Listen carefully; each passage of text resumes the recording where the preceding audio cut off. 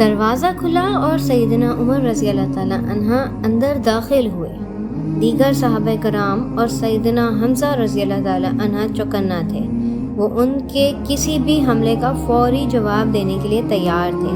ان کے دل آنے والے لمحات کی سنگینی کے احساس سے بری طرح دھڑک رہے تھے، کیونکہ سیدنا عمر رضی اللہ تعالیٰ عنہ کو عرب کے معاشرے میں بہت عزت اور احترام کے ساتھ دیکھا جاتا تھا۔ ان کی طبیعت کی سختی کے بارے میں سبھی جانتے تھے۔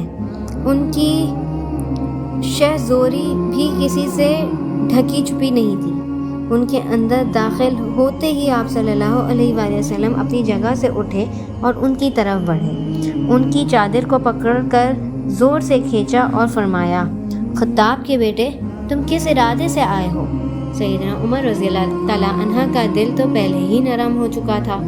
عرض کیا، اللہ کے رسول صلی اللہ علیہ وآلہ وسلم، میں اللہ اور اس کے رسول پر ایمان لانے کے لیے حاضر ہوا ہوں۔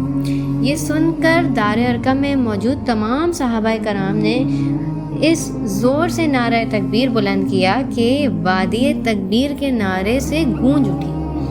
سیدنا عمر رضی اللہ تعالیٰ عنہ نے کلمہ پڑھا اور اسلام کے دائرے میں داخل ہو گئے۔ اس موقع پر سیدنا عمر رضی اللہ تعالیٰ عنہ نے اپنے دل کی خلش مٹانے کے لیے سوال کیا، اللہ کے رسول، کیا ہم حق پر نہیں ہیں؟ آپ صلی اللہ علیہ وآلہ وسلم نے فرمایا، اس ذات کی قسم جس کے ہاتھ میں میری جان ہے، تم لوگ حق پر ہو۔ یہ سن کر سیدنا عمر فاروق رضی اللہ تعالیٰ عنہ نے عرض کیا، جب ہم حق پر ہیں اور کافر غلط راستے پر، تو پھر اپنا دین کیوں چھپائیں؟ آپ صلی اللہ علیہ وآلہ وسلم نے فرمایا، عمر، ہماری تعداد ابھی کم ہے اور تم دیکھ رہے ہو کہ ہم کن حالات سے گزر رہے ہیں۔ سیدنا عمر رضی اللہ تعالیٰ عنہ فرمانے لگے، اس ذات کی قسم جس نے آپ کو نبی بنا کر بھیجا ہے، میں اسلام لانے سے پہلے جن لوگوں میں اٹھتا بیٹھتا تھا، اب مسلمان ہو کر ان کے سامنے جاؤں گا۔ اس پر تمام مسلمان دار ارقم سے 2 صفیں بنا کر نکلے۔ ان کا رخ خانہ کعبہ کی سمت تھا۔ ایک صف کی قیادت سیدنا عمر رضی اللہ تعالیٰ عنہ کر رہے تھے اور دوسری کی سیدنا حمزہ رضی اللہ تعالیٰ عنہ۔ سب نے مسجد حرام میں نماز ادا کی۔ کفار قریش نے دیکھا تو طیش میں آ گئے، لیکن ان دونوں بہادروں کے ہوتے ہوئے وہ کچھ نہیں کر سکتے تھے، چنانچہ خون کے گھونٹ پی کر رہ گئے۔ بعد میں جب سیدنا عمر رضی اللہ تعالیٰ عنہ انہیں تنہا نظر آئے تو ان پر حملہ آور ہو گئے۔ انہوں نے بھی ڈٹ کر ان کا مقابلہ کیا۔ بالآخر کافر انہیں چھوڑ کر چلے گئے۔ یہ واقعہ نبوت کے 6 سال پیش آیا۔ ایمان لانے کے بعد سیدنا عمر رضی اللہ تعالیٰ عنہ 6 سال تک مکہ ہی میں قیام پذیر رہے۔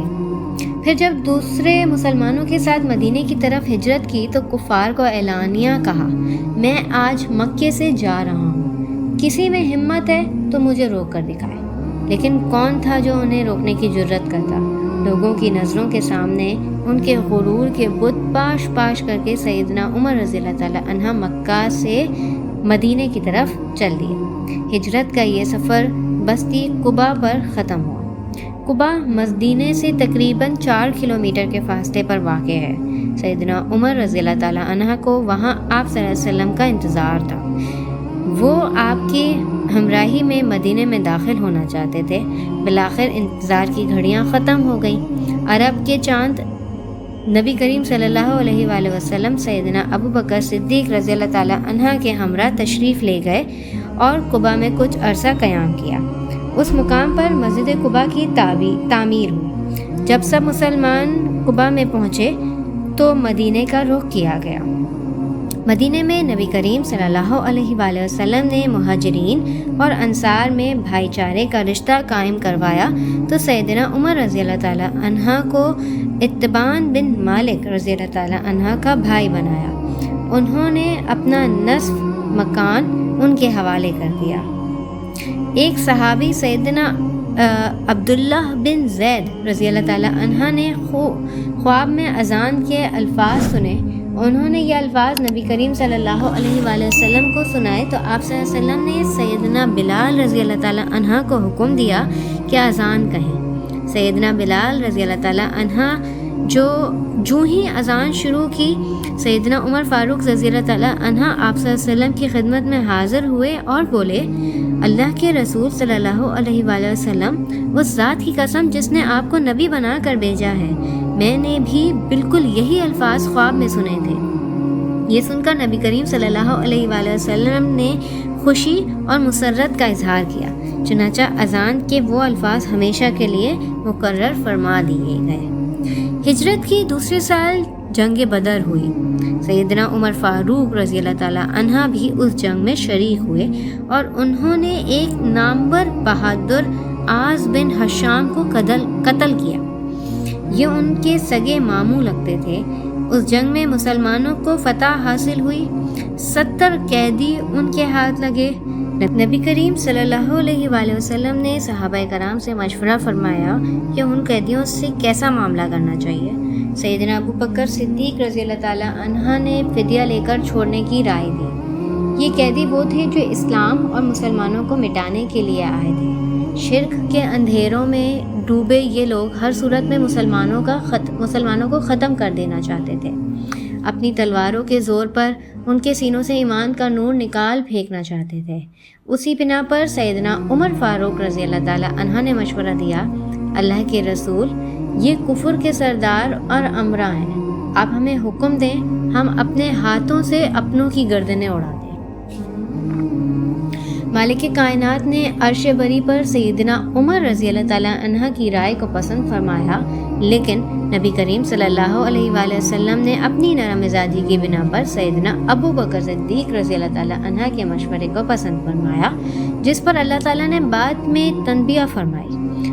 اسی طرح منافقوں کا سردار عبداللہ بن ابی جب فوت ہوا تو رسول اللہ صلی اللہ علیہ وآلہ وسلم نے اس کی نماز جنازہ پڑھانے کا ارادہ فرمایا۔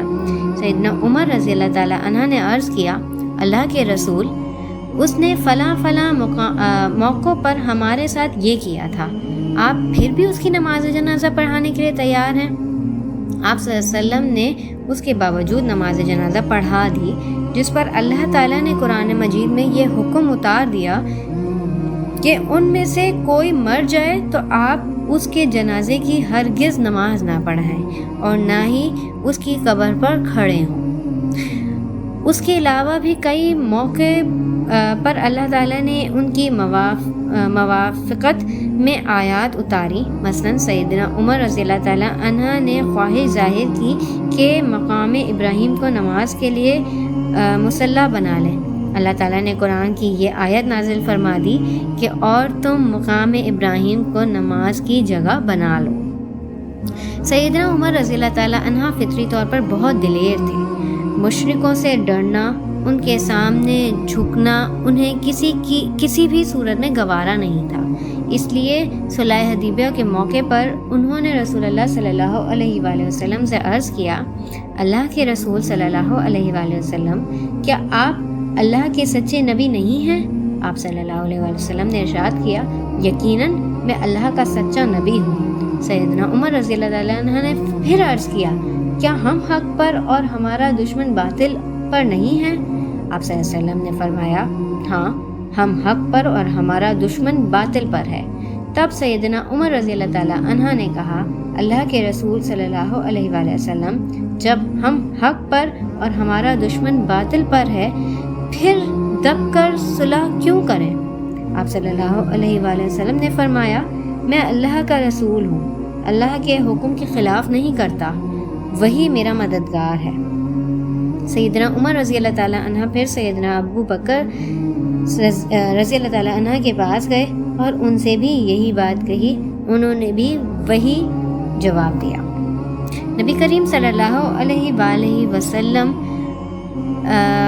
اللہ کے رسول ہیں، آپ اپنے رب کی نافرمانی نہیں کر سکتے، وہی آپ کا حامی ہے، ہر معاملے میں آپ صلی اللہ علیہ وسلم کی فرمانبرداری کرو۔ تب کہیں سیدنا عمر فاروق رضی اللہ تعالیٰ عنہ کے دل کو اطمینان ہوا۔